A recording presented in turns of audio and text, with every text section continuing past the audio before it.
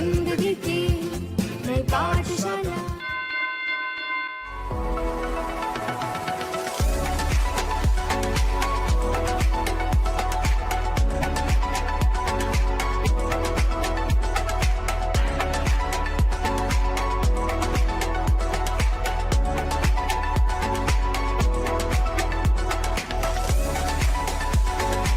और अब है कॉर्डेटा।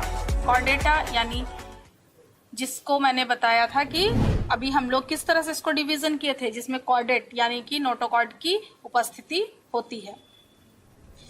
द्विपार्श्व सममित त्रिकोरक बाइलेटरली सिमेट्रिकल ट्रिप्लोब्लास्टिक सीलोम उपस्थित है, मेरुरज्जु उपस्थित है ना। तो मेरुरज्जु किससे बन रहा है, तो नोटोकॉर्ड जो है उसकी उपस्थिति की वजह से।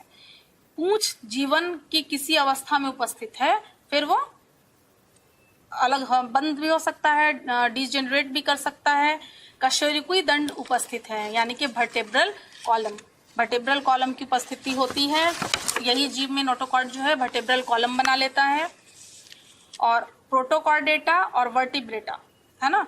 अब कॉर्डेटा को दो भागों में बांटा गया था, प्रोटोकॉर्डेटा और वर्टिब्रेटा, जिसमें प्रोटोकॉर्ड यानी कि नोटोकॉर्ड जो था शुरुआत के जीवन काल तक रहेगा, बाद में वो हट जाता है, गायब हो जाता है। तो ये प्रोटोकॉर्डेटा कृमि के तरह के जंतु होते हैं समुद्र में पाए जाने वाले, और ये भी द्विपार्श्व सममित श्वसन गिल्स के द्वारा, लिंग अलग अलग होते हैं। इसमें भी जीवन की किसी अवस्था में नोटोकॉर्ड की उपस्थिति होती है, जैसा मैंने बताया।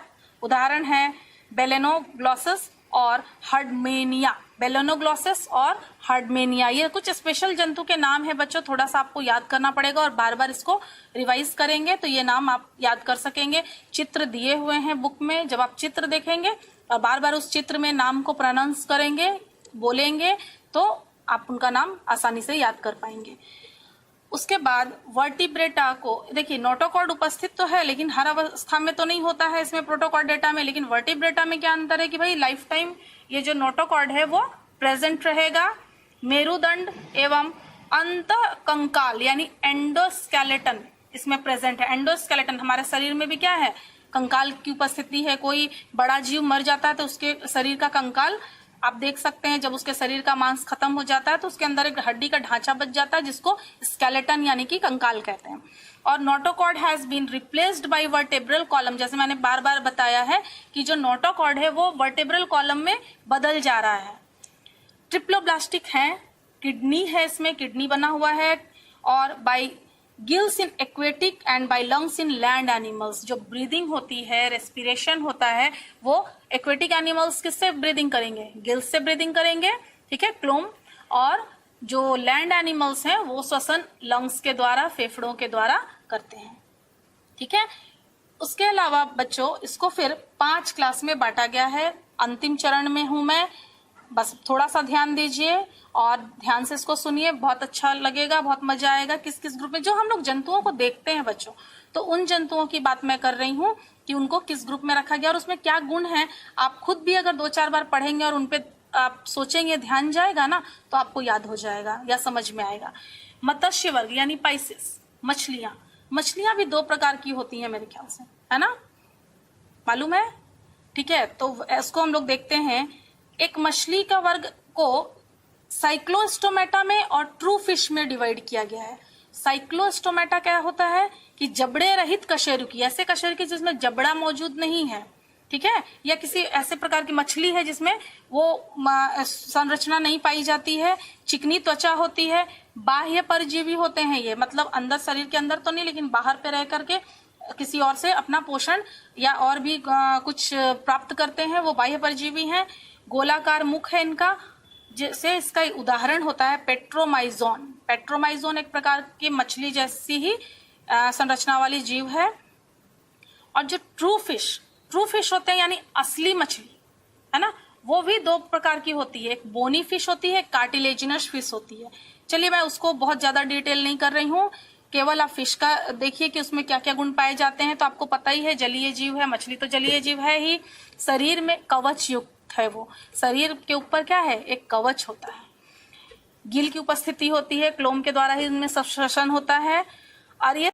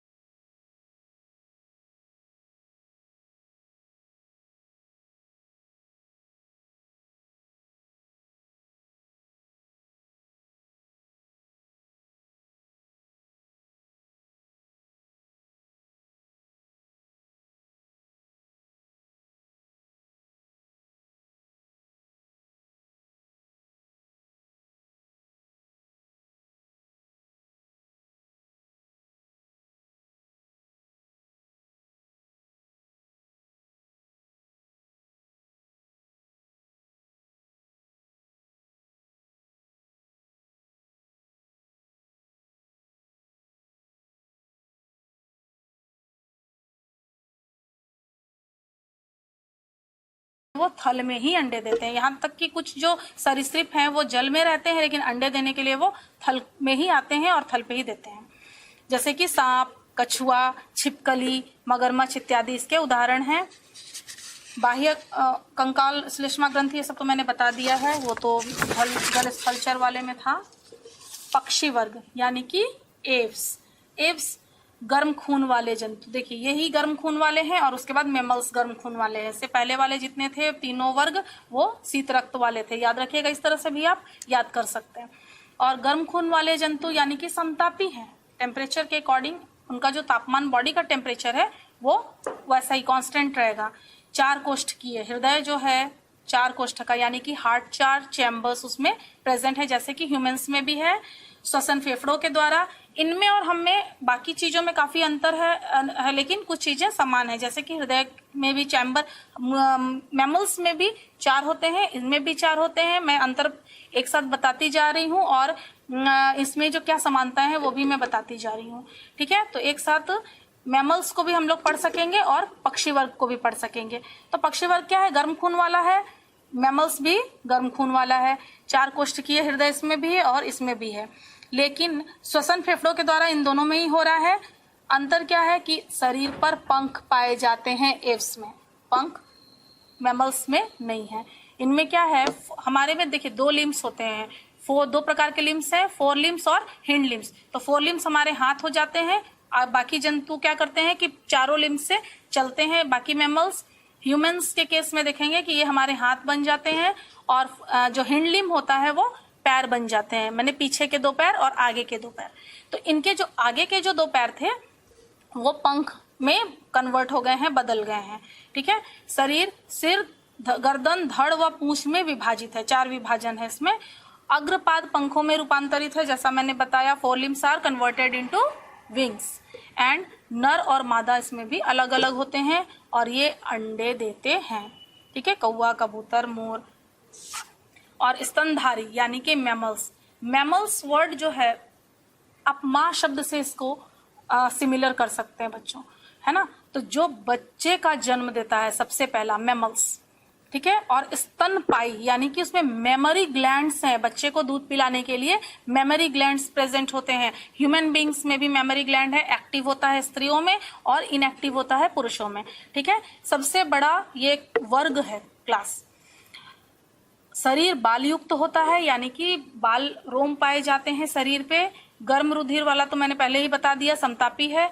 स्तन ग्रंथियां हैं और बाह्य कर्ण है, कान मौजूद होंगे इसमें, ठीक है। पक्षियों में आप देख रहे हैं कि कर्ण है लेकिन बाह्य कर्ण की उपस्थिति नहीं है, लेकिन मैमल्स में ये पहचान है। बैट यानी कि चमगादड़, आप जानते हैं चमगादड़ एक यहाँ पे एक्सेप्शन के केस में है, चमगादड़ में पंख हैं लेकिन एक्सटर्नल ईयर्स हैं और वो बच्चे का जन्म देता है और उसमें भी मेमोरी ग्लैंड्स होते हैं, जिसकी वजह से चमगादड़ को मैमल्स की कैटेगरी में रखा गया है। केवल उसमें एक अलग चीज क्या है कि वो पंख है और वो उड़ सकते हैं, तो उनको लेकिन पक्षियों के ग्रुप में नहीं रखा जाता है।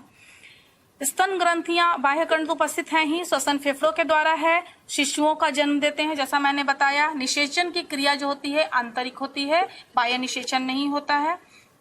हृदय 4 कोष्ठकीय हैं और माँ बाप द्वारा शिशु की देखभाल होती है। शिशु की जो देखभाल की क्रिया, जो ये परिक्रिया है, ये भी एक आप देखेंगे कि केवल मनुष्यों में नहीं, जंतुओं में भी उनमें ये फीलिंग होती है कि अपने बच्चों को केयर करना है, ठीक है। वो भी अपने बच्चों के लिए लड़ पड़ते हैं। तो ये जो एक फीलिंग आती है, ये जो उनका व्यवहार है, ये माँ बाप के द्वारा, ये खासकर आप मैमल्स में देख सकते हैं। बाकी जंतुओं में भी है, सब में है, लेकिन मैमल्स में कुछ ज्यादा है।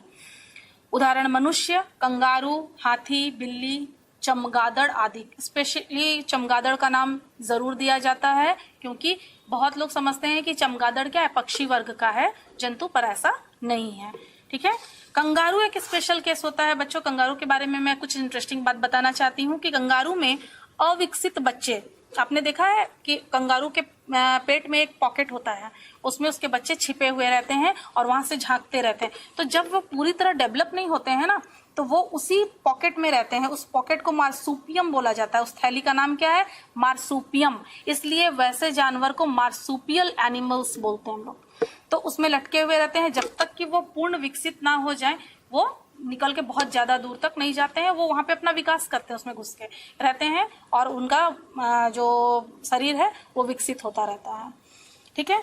और एक है अपवाद में जो बच्चे का जन्म नहीं देता है, अंडा देता है, वो मैमल है लेकिन अंडा देता है, एकिडना है और प्लेटिपस है। एकिडना और प्लेटिपस, ये जीके में क्वेश्चन आता है कि ऐसा कोई मैमल का नाम बताइए जो अंडे देता है, तो प्लेटिपस आप आसानी से बोल सकते हैं।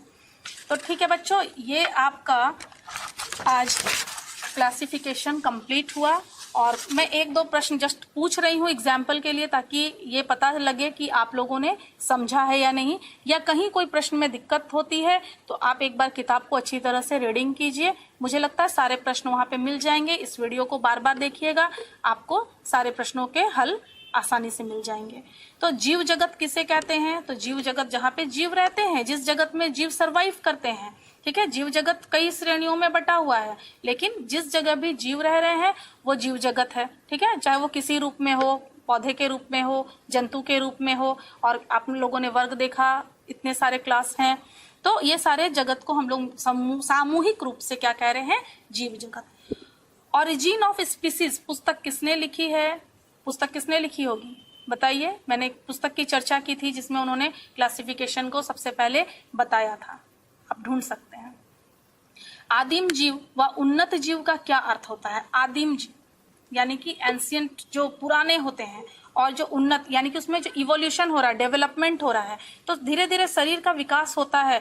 जीवन काल में धीरे धीरे एडेप्टेशन, वो जो एक चीज है, प्रक्रिया है, तो एनवायरनमेंट को जीवों में एडेप्ट करने की शक्ति होती है। ठीक है। तो उससे क्या होता है? जीवों के शरीर में बदलाव होते रहते हैं। सालों की प्रक्रिया है ये, एकदम तुरंत में नहीं होता है, रैंडमली ये नहीं होता है, लेकिन धीरे धीरे उनमें ये बदलाव आता रहता है। तो ये सब प्रश्न के उत्तर आपको इस किताब में मिलेंगे जब आप इसका इंट्रोडक्शन अच्छे से पढ़ेंगे। और जीव जगत के वर्गीकरण का पिता किसको कहा गया है? लिनियस, आपको याद ही होगा, वो मैं बार बार नहीं लेना चाह रही हूँ नाम, आप भी कुछ याद रखिए। और अपने आसपास पाए जाने वाले जीवों में आप क्या अंतर देखते हैं? मैंने बहुत सारे उदाहरण दिए थे कि गाय और बकरी में अंतर बताइए, है ना। एक मछली और अगर कौवे में आपको अंतर पूछा जाए तो आप क्या, तो ये आपकी सोच है बच्चों। आप खुद देखिए कि बहुत सारे जो जीव हैं वो, उनमें क्या अंतर हो सकता है दो जीवों के बीच, और उनको किस श्रेणी में हम किस आधार पर विभाजित कर सकते हैं, उनमें क्या समानताएं हैं, क्या अंतर है। इस प्रकार से अगर आप अपने प्रश्न को दिमाग से हल करेंगे, अगर उस पर सोचेंगे, तो आसानी से आप इसके उत्तर को पा सकते हैं। और मुझे लगता है कि ये चैप्टर आप लोगों को अच्छे से समझ में आएगा। ऐसी कामना करते हुए मैं इस वीडियो का अंत करती हूँ। धन्यवाद।